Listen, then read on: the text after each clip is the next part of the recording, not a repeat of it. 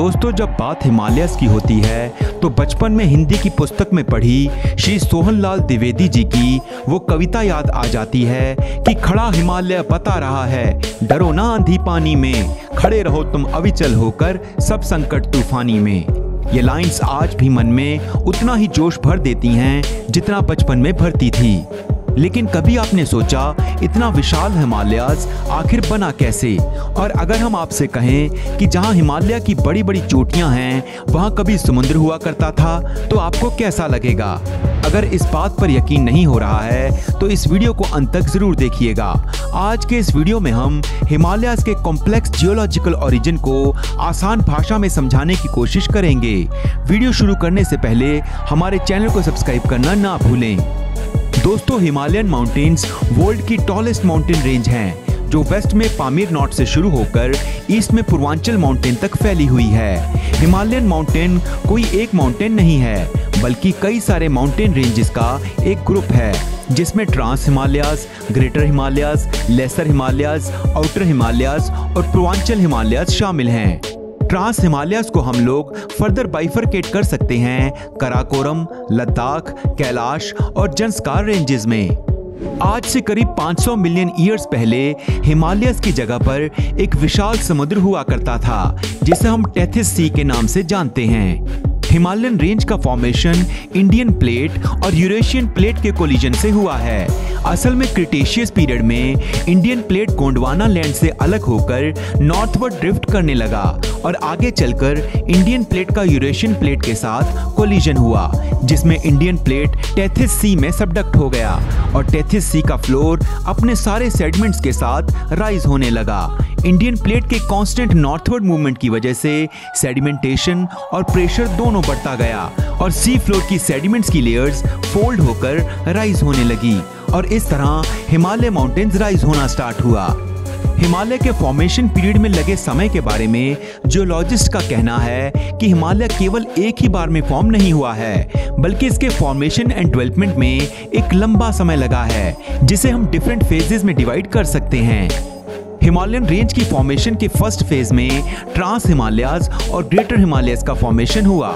जैसा कि हमने पहले बताया कि हिमालयन माउंटेन का फॉर्मेशन टेथिस सी के फ्लोर के राइज करने से हुआ है, इससे हमें पता चलता है कि ट्रांस और ग्रेटर हिमालयस के फॉर्मेशन में टेथिस सी के ओरिजिनल फ्लोर सेडिमेंट्स का इंपॉर्टेंट कंट्रीब्यूशन था। असल में काराकोरम रेंजेस में पाई जाने वाली सेडिमेंट्स का कलर ब्लैक होने के पीछे टेथिस सी में पाए जाने वाले लिविंग क्रिएचर्स को माना जाता है जो एक्सट्रीम प्रेशर और सेडिमेंटेशन के कारण ब्लैक फॉसिल्स में बदल गए और इस वजह से ट्रांस हिमालयस के ज्यादातर माउंटेन्स ब्लैक कलर के अपीयर होते हैं। इसके अलावा ट्रांस हिमालयाज रेंज में ग्लेशियर्स के वास्ट रिजर्व्स भी शामिल हैं। वर्ल्ड की सेकंड हाईएस्ट पीक और इंडिया की हाईएस्ट पीक K2 जिसे हम गॉडविन ऑस्टिन के नाम से भी जानते हैं, ये पीक भी ट्रांस हिमालयाज में ही लोकेटेड है। इन माउंटेन रेंजेस का एवरेज हाइट 3000 मीटर और एवरेज विड्थ 40 किलोमीटर है। ट्रांस हिमालयाज का ज्यादातर पार्ट तिब्बत रीजन में आता है और इंडिया में ये मेनली जम्मू एंड कश्मीर और लद्दाख रीजन में फैला हुआ है। दोस्तों, अब अगर ग्रेटर हिमालयन रेंजेस की बात करें तो ये रेंजेस मेनली आर्चियन रॉक से बनी हुई है और ये रेंजेस वेस्ट में नांगा पर्वत से आर्क बनाते हुए ईस्ट में नामचा बरवा पीक तक कॉन्टिन्यूस है। जोजिला, बुर्जिल्ला, शिपिकिला और नथुला इस रेंज में लोकेटेड कुछ इंपॉर्टेंट पासेस हैं। इसकी एवरेज हाइट 61,000 मीटर्स है जबकि एवरेज विड्थ अप्रोक्सीमेटली 25 किलोमीटर है।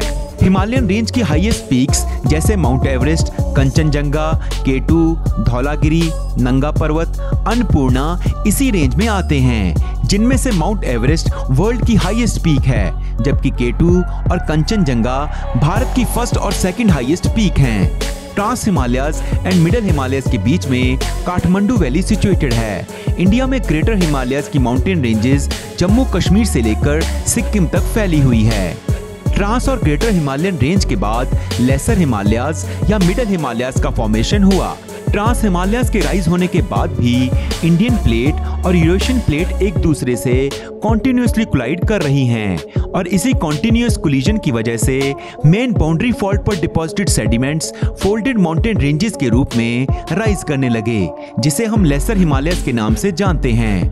पीर पंजाल, धौलाधर, मसूरी रेंज, नाग टिब्बा और महाभारत रेंजेस लेसर या मिडल हिमालयाज के कुछ इंपॉर्टेंट रेंजेस हैं।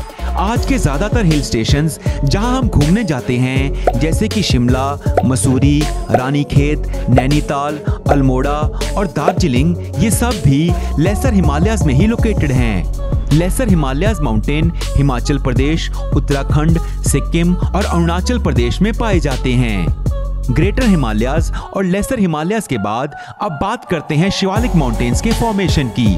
शिवालिक रेंजेस का फॉर्मेशन आज से करीब 2 से लेकर 20 मिलियन साल पहले हुआ था। ये रेंज लेसर हिमालयाज और ग्रेटर हिमालयाज के बीच लोकेटेड है और हिमाचल प्रदेश से लेकर अरुणाचल प्रदेश तक लगभग 2400 किलोमीटर की लॉन्ग डिस्टेंस में एक डिसकंटिन्यूअस फॉर्म में फैली हुई है। शिवालिक रेंज का फॉर्मेशन सैंड्स, ग्रेवल और इस रीजन में फ्लो हो रही रिवर्स के अलूवियल डिपॉजिट से हुआ है। कंप्रेशन की वजह से ये डिपॉजिट समय के साथ साथ हार्डन होती गई और इस प्रोसेस से शिवालिक रेंज का फॉर्मेशन हुआ।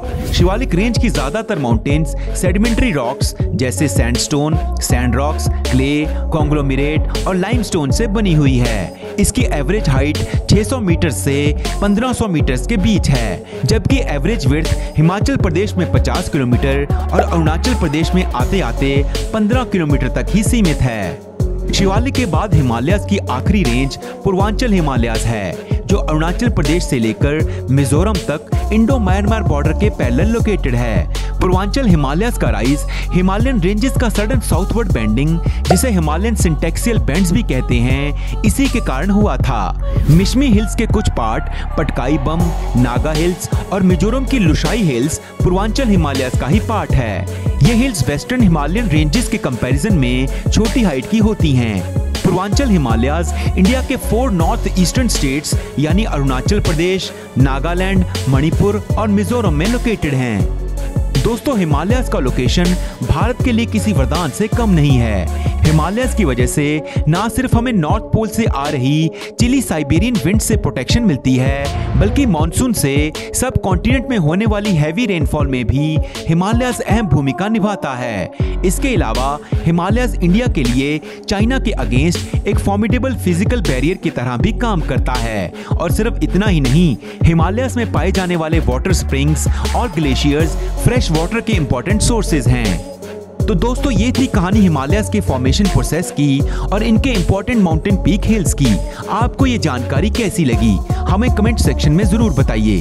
अगर आपको हमारी ये मेहनत पसंद आई तो वीडियो को लाइक और शेयर जरूर करें ताकि बाकी लोगों को भी ये नॉलेज मिल सके। हमारे चैनल को सब्सक्राइब करना ना भूलें। वीडियो में अंत तक बने रहने के लिए दिल से धन्यवाद।